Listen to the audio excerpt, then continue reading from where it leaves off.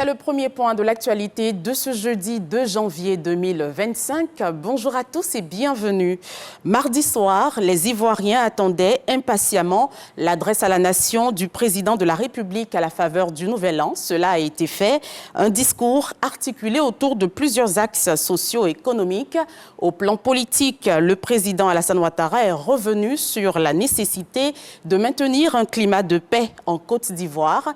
Il a par ailleurs rassuré les populations sur la tenue d'une présidentielle apaisée en octobre prochain. Les questions de sécurité et de défense ont été également abordées. Retour sur quelques points du volet politique de ce discours avec Michel Digré. Dès l'entame de son discours à la nation, le président de la République Alassane Ouattara a rappelé les acquis du retour de la cohésion sociale en Côte d'Ivoire. Nous avons su maintenir la dynamique de développement de notre pays grâce à la consolidation de la paix, de la sécurité et au renforcement de la cohésion nationale. La paix constitue pour nous une valeur cardinale que nous devons préserver en toutes circonstances par le dialogue. Un impératif au regard des enjeux de la présidentielle d'octobre prochain. L'année 2025 sera marquée par la tenue de l'élection présidentielle. Ce scrutin sera, encore une fois, l'occasion de confirmer la maturité politique de nos concitoyens, la force de nos institutions et l'enracinement de notre démocratie. Je voudrais donner l'assurance à tous, ainsi qu'à l'ensemble de nos partenaires, que l'élection sera apaisée, elle sera transparente et elle sera démocratique. Nous devons consolider les acquis enregistrés depuis 2011 pour continuer notre marche vers le développement dans la paix, l'union et la discipline. Les progrès de l'armée ivoirienne et l'avenir des forces françaises en Côte d'Ivoire ont été évoqués au cours de cette adresse. Nous pouvons être fiers de notre armée, dont la modernisation est désormais effective. C'est dans ce cadre que nous avons décidé du retrait concerté et organisé des forces françaises en Côte d'Ivoire. Ainsi, le camp du 43e BIMA, le bataillon d'infanterie de marine de Port-Bouët, sera rétrocédé aux forces armées de Côte d'Ivoire dès ce mois de janvier 2025. Pour marquer cette nouvelle étape de la vie de notre armée, j'ai décidé de baptiser ce camp du nom du général Ouattara Thomas Dakin, militaire au parcours exceptionnel et tout premier chef d'état-major de l'armée ivoirienne. Le président de la République s'est félicité du retour au pays des 2 gendarmes ivoiriens interpellés en septembre 2023 au Burkina Faso, alors qu'ils essayaient d'arrêter des orpailleurs clandestins le long de la frontière. Le chef des armées a salué leur courage et leur résilience et à travers eux, l'ensemble des forces armées de Côte d'Ivoire. Et pour clore le volet politique de ce discours, il faut noter que le chef de l'État, conformément à l'article 66 de la Constitution, a décidé d'accorder la grâce à environ 2000 détenus de droit commun condamnés pour des infractions mineures. Le ciel de la ville d'Abidjan a connu dans la soirée du 31 décembre sa traditionnelle luminescence de fin d'année. Les populations ont profité du spectacle qui leur a été offert par le district autonome d'Abidjan. Cette soirée vous est racontée par Ahmed Silué et Ulrich Adangon. C'est la soirée star de l'année. Le 31 décembre à Abidjan, depuis 12 ans, c'est feu d'artifice pour permettre aux populations de faire la transition d'une année à une autre en toute gaieté. L'artisan de ce show est le district autonome d'Abidjan, dont le dirigeant nous donne les prérogatives en 2025 de l'institution qu'il dirige.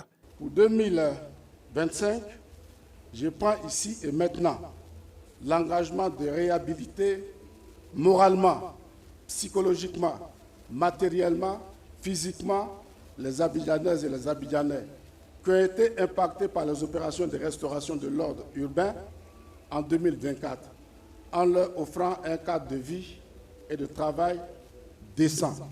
Fidèle à son engagement d'accompagner cet événement, la première dame Dominique Ouattara, par ailleurs marraine, est représentée par la présidente du Sénat.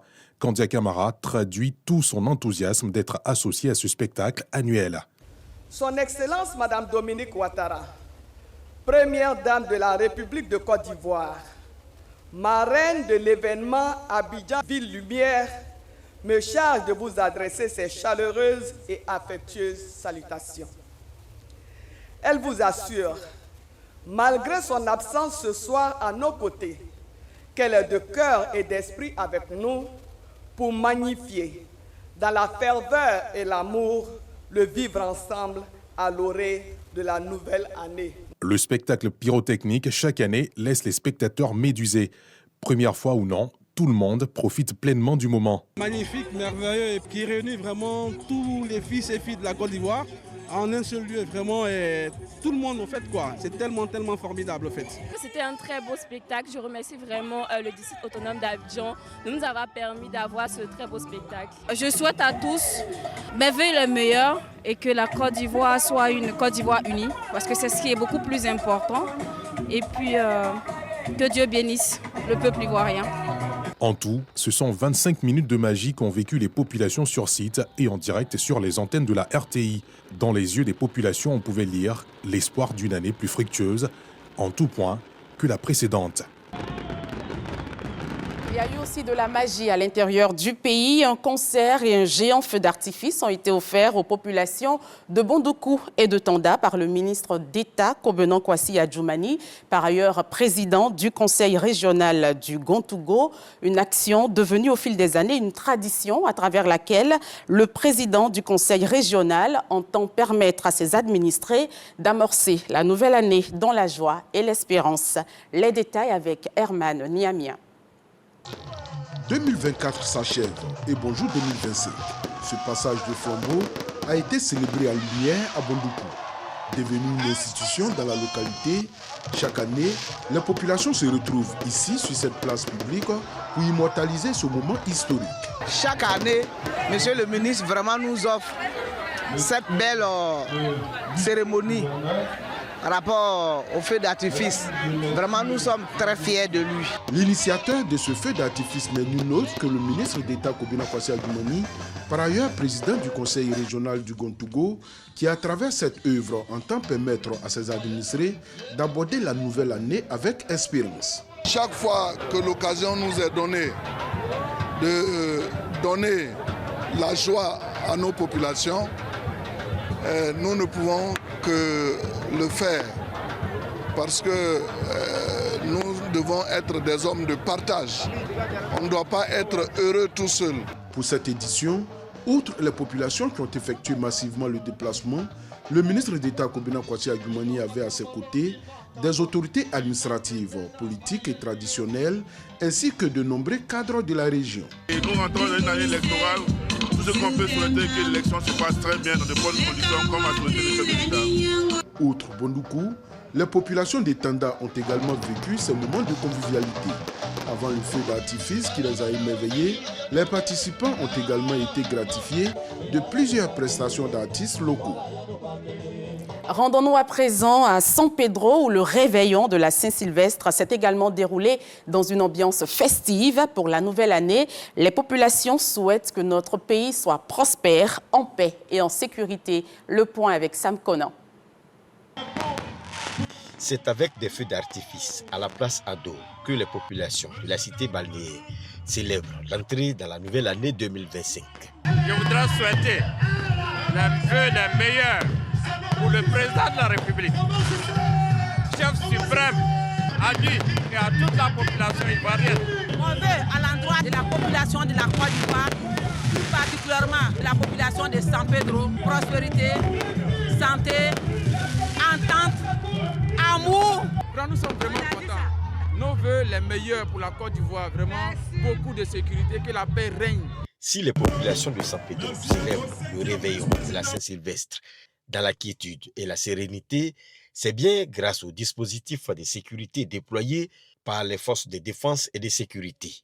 Le préfet des régions, Ousmane Koulibaly, accompagné de grands commandants, sillonne tous les points névralgiques pour s'assurer que le dispositif fonctionne.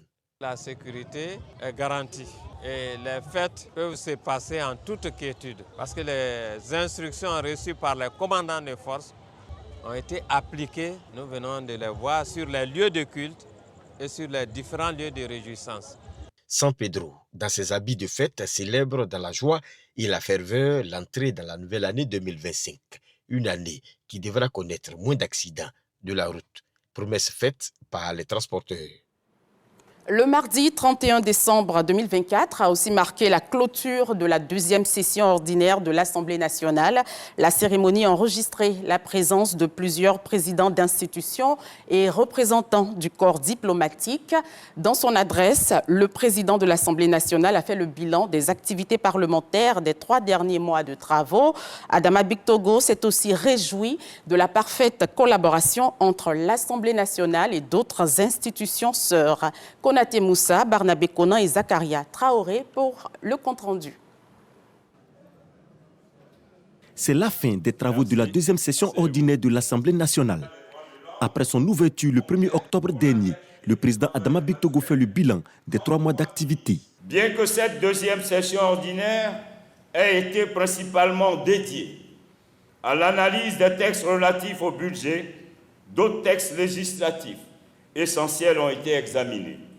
Ainsi, outre le projet de loi de règlement et celui de la loi de finances 2025, nous avons eu à examiner et à adopter 5 autres projets de loi au cours de cette deuxième session ordinaire, soit un total de 7 projets de loi adoptés.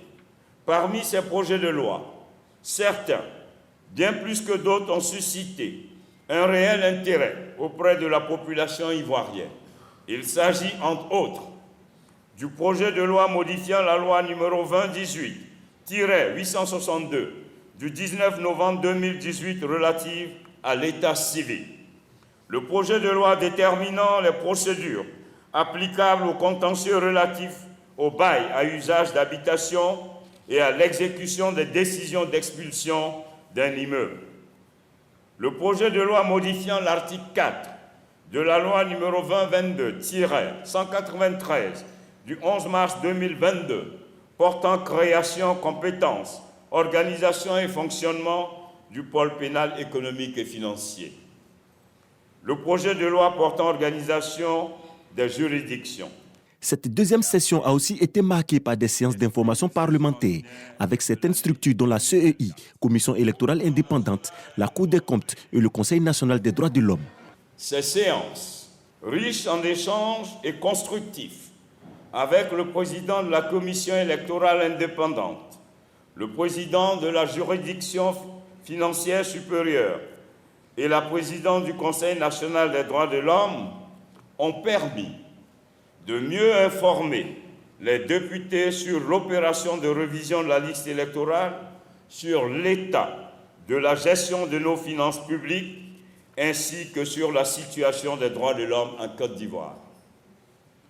Ces moments d'échange nous ont permis de nous former sur des sujets cruciaux, contribuant à l'enrichissement de notre débat parlementaire.